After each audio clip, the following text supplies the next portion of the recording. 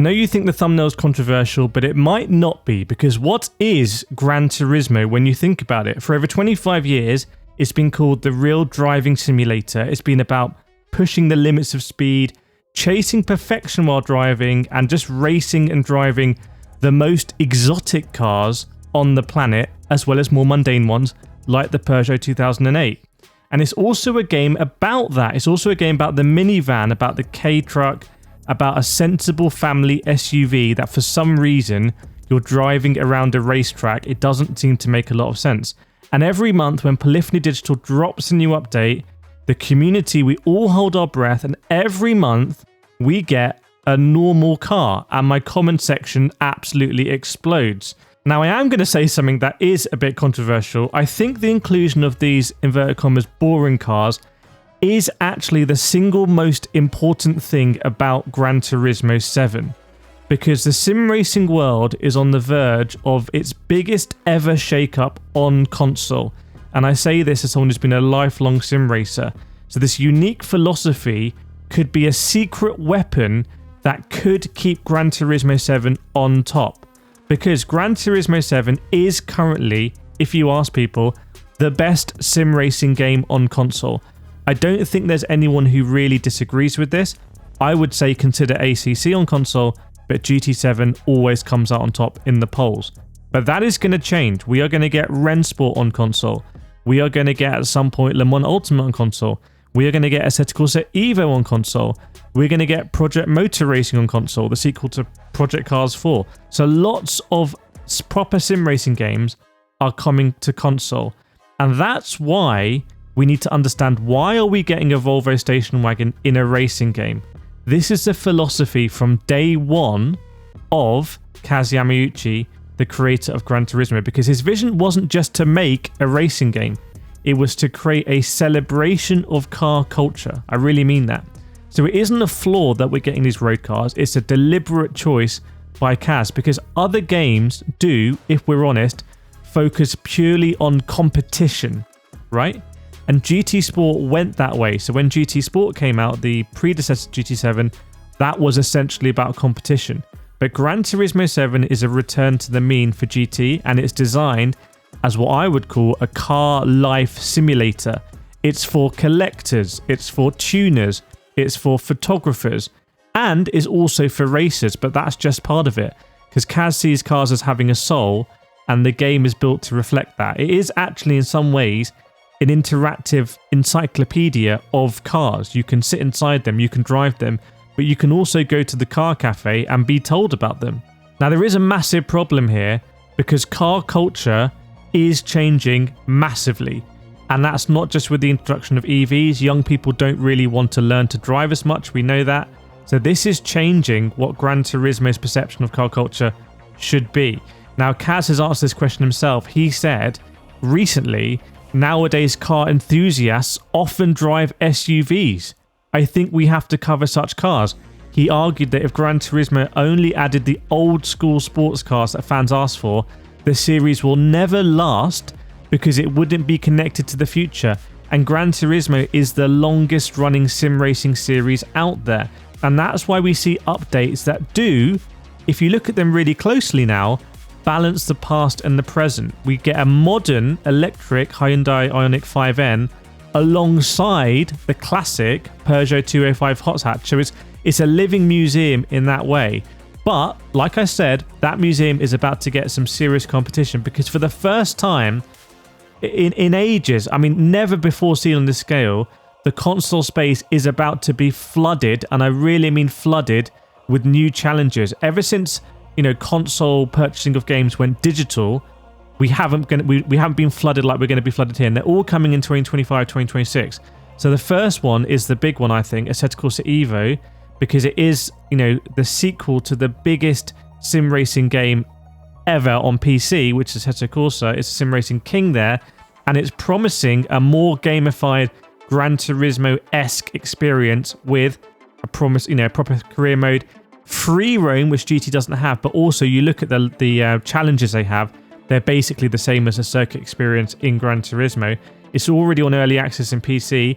It's coming with a lot of content like Spa and the BMW M4 GT3 Evo, and console versions for PS5 and Xbox are confirmed to follow.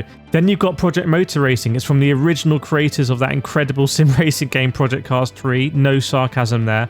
And that's coming to PS5 and Xbox confirmed on November 25th, so before Christmas. And that has a really interesting career mode where you have a budget to balance, and it seems to be a little bit of a better way of doing it than, let's say, Gran Turismo, where we're never going to be able to afford some of the most exclusive cars in the Legend dealership. And it doesn't stop there, because Rennsport is confirmed for a 2025 console release.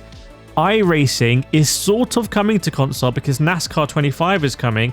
And then there's Endurance Motorsport Series, which I've played behind closed doors, that I actually really enjoy as a game, that are all targeting the same Gran Turismo audience. So that console kingdom that Gran Turismo has ruled for so long is about to become a war zone.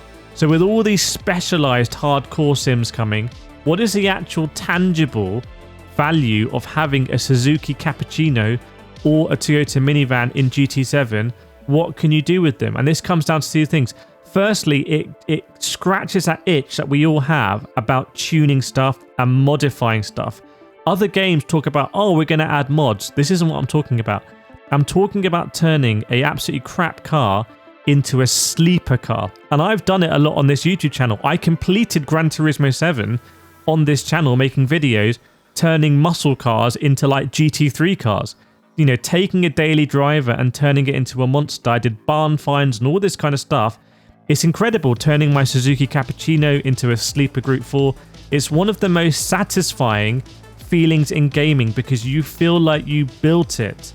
It's really an underrated part of Gran Turismo 7. And if you've ever felt like this is a really cool part, I want you to write it in the comments right now so I can see you. Make sure you subscribed as well.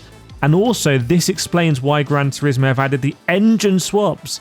They've done so many engine swaps, so you can create like a V10 Toyota Alphard minivan and then drive it in virtual reality on the Nordschleife. You can't do that anywhere else. Then there's also the joy, and this is slightly different, of making a slow car fast. And I don't mean in like the tuning aspect. So let me explain this. But we can all drive a hypercar. Well, actually not in Gran Turismo 7 for obvious reasons, apart from the Toyota. But there's a different thrill in taking a normal car and pushing it to its absolute limit, feeling that body roll, fighting for grip, being scared to death on the brakes, absolute calamity in the corners. It's really relatable. Also, that driving a digital version of a car you actually own, for those of us that have done that, and I am one of us here because I bought my car in real life because I enjoy driving it in Gran Turismo 7 so much, that gives me a proper connection with the game. So the philosophy is unique and the gameplay loops are there. So hopefully, even if you're the most cynical person, you looked at this video so far and you were like, oh, this thumbnail is going to be clickbait and like it's not going to... Hopefully I've shown you like this side that's a really valuable side of GT7 that I've always proved out when I've looked at the stats of how many people have actually entered an online race, and it's really, really, really low. It's lower than you think. But there is still a massive problem that disconnects all of this in GT7. And this is the thing. Gran Turismo 7 gives us so much of this ecosystem. Tuning, driving these slow cars fast, potentially driving cars we own in real life, having this connection. You know, encourages us to collect cars in the cafe menu book, not even racing them. I didn't understand this 3 years' time. I slated Gran Turismo 7 for this. I said this is a scandal that to progress in the game, you don't even need to do the races. You can just buy the car. But I misunderstood. It's actually all about the car collection. But this is a problem. Gran Turismo 7 fails to give us enough places to actually use them. When you think about it, the single player content is finite. The most profitable credit grinds require really high performance cards, and people end up doing that to grind to buy the most expensive cars, by at which point you've lost that connection. As soon as you start grinding, you've lost that connection. The main online mode, sport mode, is almost exclusively dominated by Group 3 and Group 4 race cars, a really outdated group of cars in Gran Turismo that doesn't even play to Gran Turismo's strengths. So you build all this time in the single player, building the perfect tuned Honda Civic. We've all done it, right? Or most of us have done it. And then you've got nowhere to race it competitively. Think about this. This is mad. It just sits in your garage, all liveried up, all tuned. You have a connection with it. and you cannot race it competitively. So there is this massive disconnect. Even Forza Motorsport understands this, and Forza Motorsport, for all of its sins, and there are many of them, it understands this idea of building a car. But coming back to Gran Turismo 7, the focus on road cars has to be the ultimate core strength of GT. It's what makes it a cultural phenomenon. It's what makes it more than just a racing game with everything else that I've talked about. It's what makes it so far the uncontested king on console. But with the upcoming war coming, it needs to weaponize that strength. It can't sit back any longer. It's like that scene in Lord of the Rings when the dude's just like all crusted. He needs to wake up now. Polyphony Digital, here's my suggestion. I'm not going to write you an open letter. I'm just going to say it here. You need to close the loop. You've given us the cars and the tools. Now you need to give us a playground. We need more single player championships for lower and mid-tier cars, more Sunday Cup events, more online daily races with PP limits, and sort out the PP system that let the community's incredible tuner creations shine. Do ongoing events where we celebrate certain manufacturers. We have a Peugeot Cup, for example, that you can enter with the 205, or you can enter with my car in real life, the RCZ. Or you can enter with the hypercar and bring in the hypercar, and you're satisfying everyone and bringing it together. And actually, maybe it's a Peugeot, maybe it's a Stellantis thing. Maybe it's Peugeot versus Citroën. And either your side Peugeot or side Citroën, and whoever wins the battle on a meta level at the end of the event, 1 week long or whatever, gets a free car. Like, it's so much possibility here. By doing this, they would unlock the potential in hundreds and hundreds and hundreds of parked cars into active gameplay tools. It's like nuclear fusion. They would give purpose to their own philosophy and create an experience that Evo, Project Motor Racing, and Forza just won't be able to replicate. They'd also fully realize their vision of being a car life simulator. But let's be honest, I've had plenty of hot takes over the years, and this is another one. So what do you think? Put it in the comments and let me know. Gran Turismo watched these videos. This could be the most important comment you ever make as a Gran Turismo fan. I can't wait to see it.